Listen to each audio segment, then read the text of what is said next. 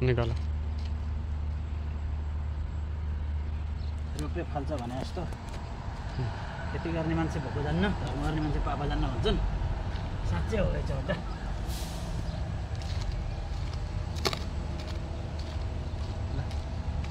कृषि क्रान्ति हुँदैछ साउथ सुडानमा। यस्तो नरोप न, त्यो पाते पात मात्र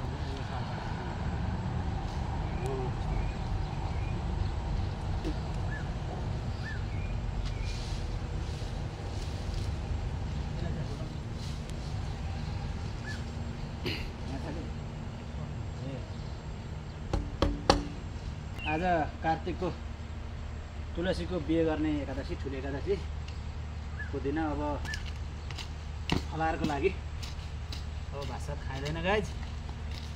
अब यो सखरखण्ड फलार खाउँ भनेर भन्ने कार्यक्रम भइरहेको छ गाइज। यो खेती लाएर पनि खेती लाए अनुसारकै फल हुँदो रहेछ भन्ने कुरो थाहा पायो साउथ सुडानमा। हामी खुसी छौँ। अर्को निस्क्यो एक्लै सक्नुहुन्छ? सक्नुहुन्न। ल हेर्नुहोस्, सुडानको मरुभूमिमा सखरखण्ड ल हेर्नुहोस्, ल अर्को हेर्नुहोस्, ल हेर्नुहोस् सखरखण्ड। यसको नाम हो सखरखण्ड।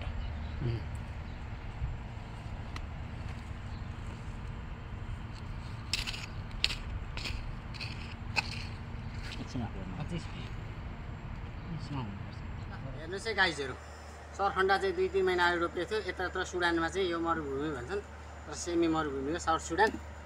यो मिसनमा चाहिँ यता सरखण्डा फलाएर खाइहाल्नुहोस् ल।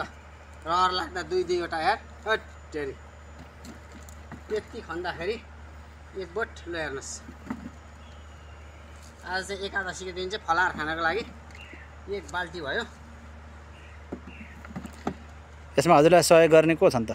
यसमा हाम्रो सहयोग गर्ने आदरणीय दाइ रविन्द्र पौडेल स्पेसल्ली सहयोग गर्ने, त्यसरी अरू थुप्रै साथीहरू पनि हुनुहुन्छ। ल आज हामी यति फलार खाएर चाहिँ एकादशी मनाउँदैछौँ। हस्, थ्याङ्क यू गाइज। रेड